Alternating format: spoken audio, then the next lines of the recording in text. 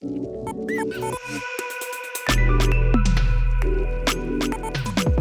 folks, this is Aitanaja from inspiredtorise.com, and today we have the Geforce GTX 1660 Ti here with us. We have been leaking this product right and left since the time that we got the first leaks about this one, and today we have a full detailed review about this product, including the benchmarks, the performance scores for this one, how it stacks up against the other cards launched by nvidia themselves or from the team Red, and let's see whether it's a good proposition or not, and what would the final pricing for this specific variant be.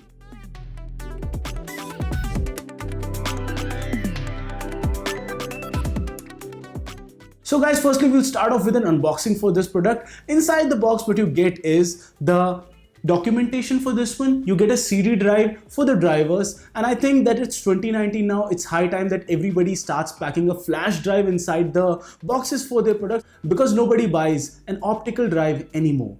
And apart from that, let's head on to more important things. Inside the box you get this card over here. If we talk about the ports, it comes with 3 display ports and 1 HDMI port, and let's talk about the build and construction of this specific card. It feels a little bit plasticky, though there have been attempts here to make it look like metal, and in some places metal has been used here. It has very nice copper pipes on the inside for proper heat flow, and it comes with Gigabyte's trademark wind force design, which means that the middle fan rotates in an alternate spin when compared to the other 2 fans, which also means that you would get better cooling on this one when compared to most probably other OEMs, or when you compare it to the reference design card for the GTX 1660 Ti.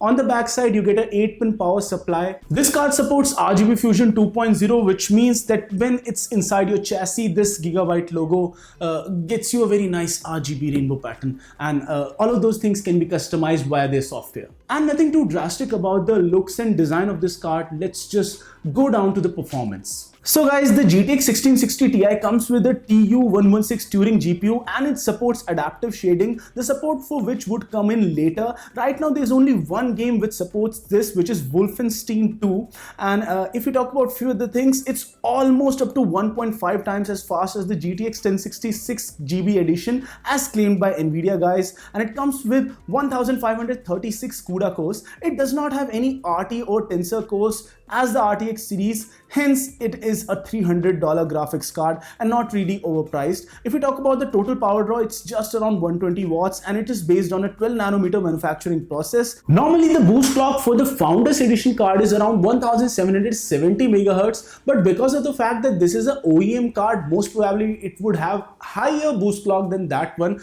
because specifically it's the Gaming OC edition, which means that most probably it's factory overclocked right out of the box. It comes with 6GB 12Gbps GDDR6 memory, and it's great for 1080p gaming with up to 100 to 120 FPS on almost all of the games with ultra settings, and it will replace GTX 1060 6GB card in the nvidia lineup. A PSU of up to almost 400 watts is recommended for a good gameplay experience. And now let's talk about our test build. So our test build had a Core i7-7700K clocked up to 4.5 GHz, liquid cooled properly, and courtesy of Voltage PC.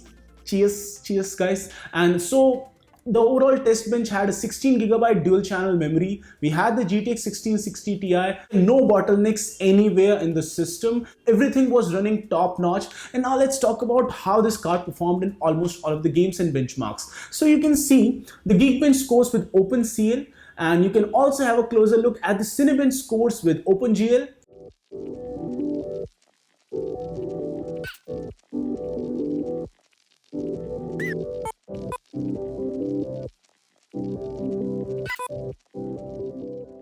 If we talk about things like acoustic performance, how much sound did the card make? It's a very silent card. I could barely hear the fan spinning most of the time while even running intense games. And let's talk about gameplay. So because of time constraints, I was only able to play 3 games on this one. We played Fortnite, we played Counter-Strike Global Offensive, and also PlayerUnknown's Battlegrounds. So on Counter-Strike Global Offensive, with proper launch options like no vid, no joy, high settings and everything. On Counter-Strike Global Offensive, I got around 250 plus to almost 300 FPS all of the time. The monitor that we used was an Acer monitor, Predator monitor, 144 Hz G-Sync capable monitor. And on that particular monitor, we got really good refresh rates, and if you lock in, the experience is very smooth with the G-Sync enabled. But we did not enable V-Sync in any of the testing games in order to see the maximum possible frame rates for all of those games. So on Counter-Strike Global Offensive, really good smooth gameplay, got more than 250 to 300 FPS at almost all of the times. And now let's talk about PlayerUnknown's Battlegrounds. On PlayerUnknown's Battlegrounds, we set the settings to ultra, 1080p, sharpen enabled, and motion blur also enabled. A lot of these settings were enabled up to the highest possible settings. Even the field of view was set to the highest possible setting by us, and we got around 90 to 110 FPS. It was fluctuating between those values, and I also believe that most probably when newer drivers from nvidia come into play in the near future,